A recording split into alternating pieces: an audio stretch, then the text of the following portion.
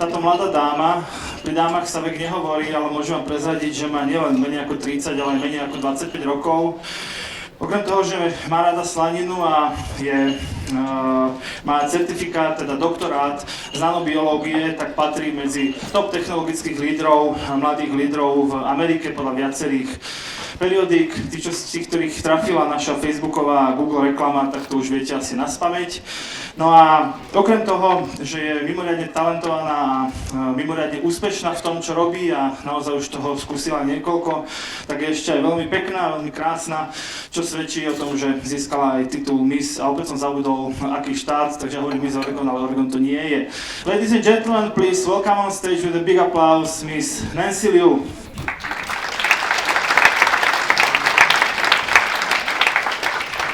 The stage is yours, NANXI.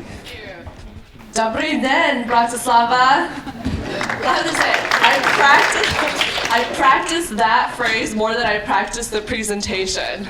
I wanted to make sure I got it right. Thank you so much for having me here. Thank you, Peter. And thank you for Enplug Europe and our Enplug Slovakia team, which I'll tell you how we ended up here in Slovakia. Today I want to talk about public computing and how it relates to mobile.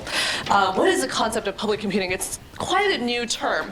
So we think about public computing as all the displays, wherever you see displays everywhere, hotels, you see displays inside of restaurants and bars, you see displays in colleges. And what public computing is doing is that we want to transform all of those displays from only showing you content to now being interactive. And so I have a kind of an odd background. This is me a couple of years ago. I actually started a company when I was in college in biotech. My co-founder and I developed a chemical that enables vaccines to survive without refrigeration. And that won Intel's top social innovation, and I served as a CEO while I was in college. But I wanted to go back into what I actually studied, which was not biochemistry, but instead engineering. And so I wanted to start Enplug. And Enplug I wanted to start because it was a concept that I felt could transform and touch across all kinds of industries. Because I look at this, I look at these signs, and it doesn't make any sense. We have iPads, we have laptops that are doing incredible things. We have mobile devices that can connect and control all the interactions that we have around us. And it just didn't make sense that now public displays haven't changed in decades.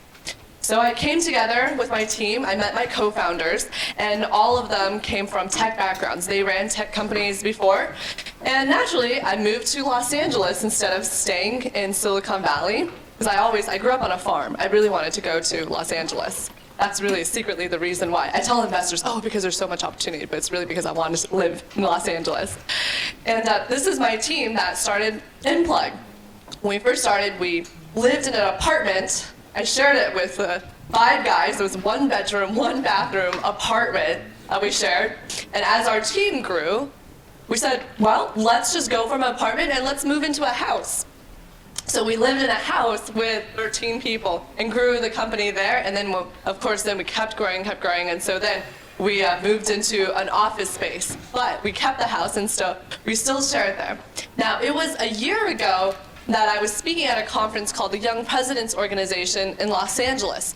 After my presentation, a gentleman named Rastislav Brencic came up to me and was like, I'm from Slovakia and I want to take your technology into Slovakia. And I was like, okay, sure, okay, great. And in my mind, I was like, I need to know where Slovakia is. This was the guy. He was running DHL. And I was like, okay, that's kind of, different. He was running DHL in Africa. You want to go into technology? Okay, sure. We haven't even gone outside of the US yet. We're only in the US. I found out, okay, that's where Slovakia is. Good, cool. And then I Googled Slovakia. This is what I found. And I was like, okay, I didn't know they were putting digital displays in castles. Cool. And then I searched, and he said, I'm from the capital. I Googled the capital. I was like, okay, this makes more sense now. I see. And so, after this 5-minute conversation that I had with Rastislav, within a couple months, they had this whole team. This is actually taken today. Wow, that was a quick work. Had a whole team, and then already put it inside of Bori Mall, which is here. And then they also had it used at a concert, the Mega Party concert in Slovakia. And all this within a year. After a 5-minute conversation, with this gentleman. So I said, okay, well, there's certainly a lot of opportunity in Slovakia, and I would never have guessed that the first place that public computing would be outside of the US was here in your country, Slovakia. So now I'm going to go into this concept of public computing and how it relates to all the other devices we have. So we look at personal computing and how it's changed through the eras. And we can say that there's two main companies that spearheaded this concept of personal computing. Personal computing before, it was used by companies in the 80s. You used command line. It wasn't for you and I to use, but Apple and Microsoft changed that. What we saw in 1995, computers were $3,800, and now within 10 years, the prices dropped to $900. You had 58 million computers and then transformed to 517 million. And that's for personal computing, and that was the era of the 90s. Then you had the era in the 2000s of mobile computing. You had all these clunky cell phones, and you used cell phones only to make calls. But what Android and iOS did from Apple and Google, they transformed it into a computer, something that you can build on top of.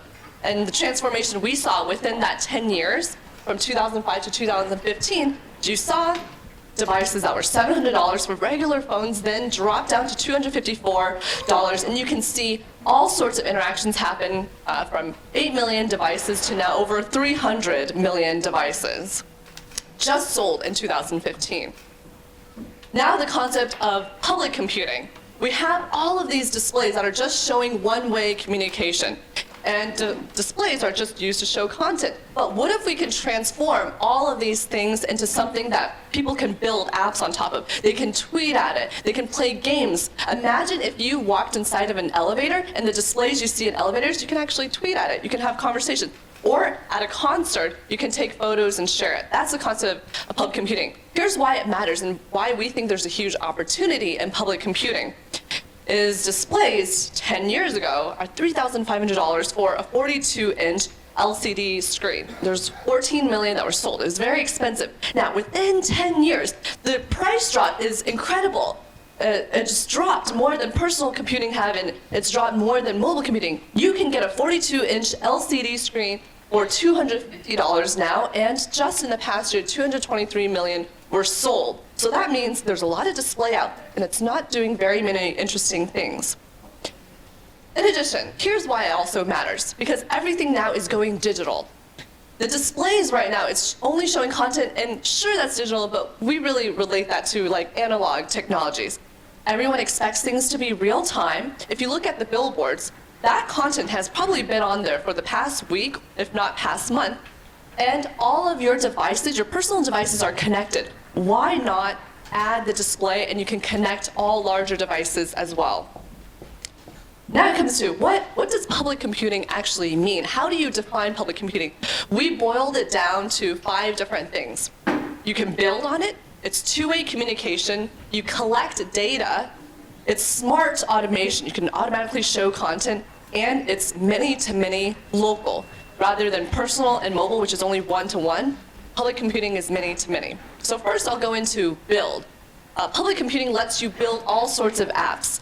For Enplug, we built, starting out, just all of our own apps, where you can show Yelp on the display, Instagram, Twitter. I mean, here's this. You can tweet at it right now. So all of these displays, you can connect with public computing to enable interactions. Here's a company called FireSpotter Lab, where they built a waitlist app using public computing so that inside of Red Robin's and Buffalo Wild Wings, which are 2 really popular restaurant bar chains in the US, now there's a waitlist app that people can see in the real time. Before, it was only on a tablet. They took that and showed it on a public display. This is in Neiman Marcus. They built this really cool app where you're wearing a dress. They built this app so that you can stand in front of it and see the different colors that you're wearing. That's the future of displays. Instead of regular mirrors, they turned the mirror into a public computer. This is very helpful. I wish I had one in my bedroom so I wouldn't have to take so long every morning to get ready. Here's another example where you can they can start recognizing that you're a loyal customer. Say you have a Sprint app, you walk by the Sprint store and it'll welcome you back. The next part is that public computing is a two-way communication. It's more than just a single device that you can consume content, but it's something that you can share content back. This is inside of the Lakers Stadium, the Staples Center in Los Angeles, where we had our software running on the Jumbotron so people can take photos and you can instantly share it.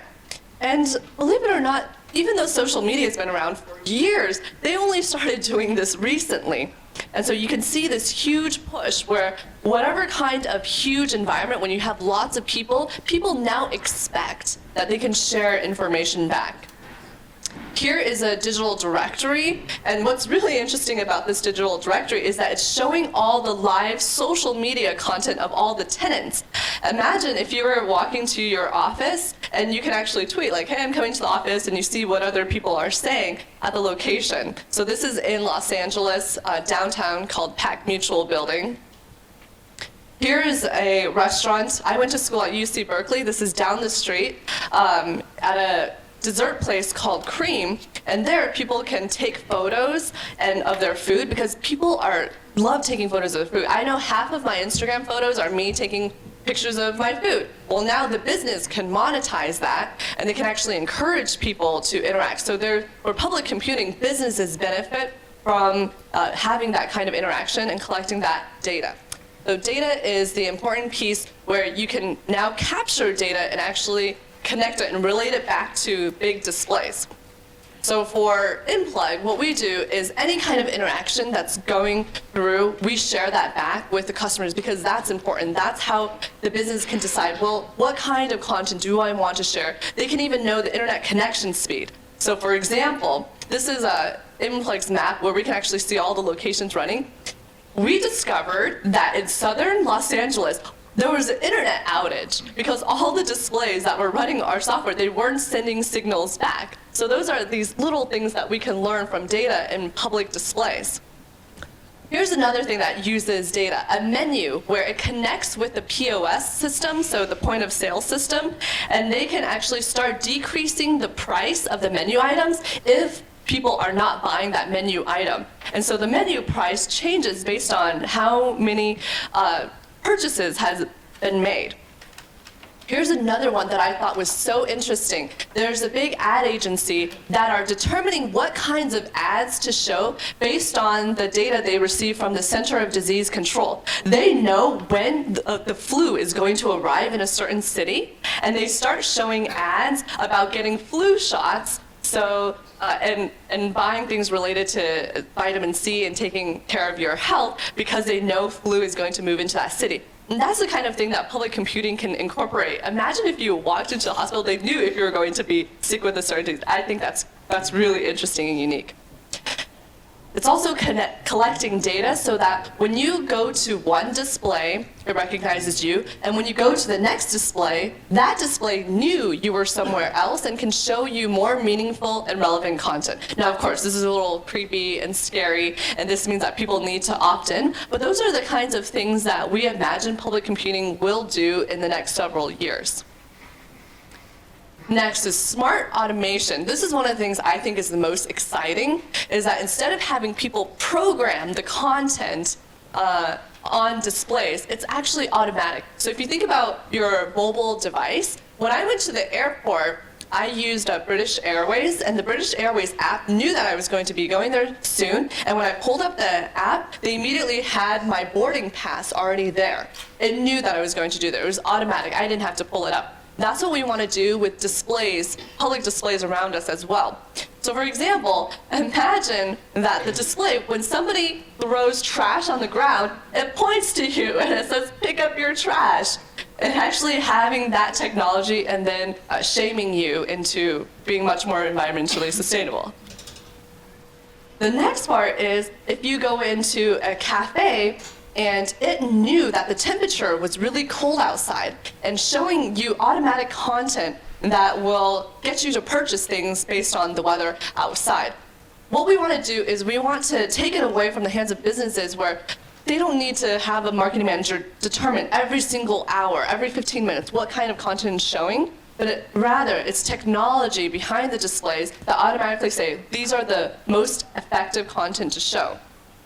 Here's another one, at a concert, where the concert can automatically recognize all the demographics of the people there and be able to show advertising based on that kind of demographic.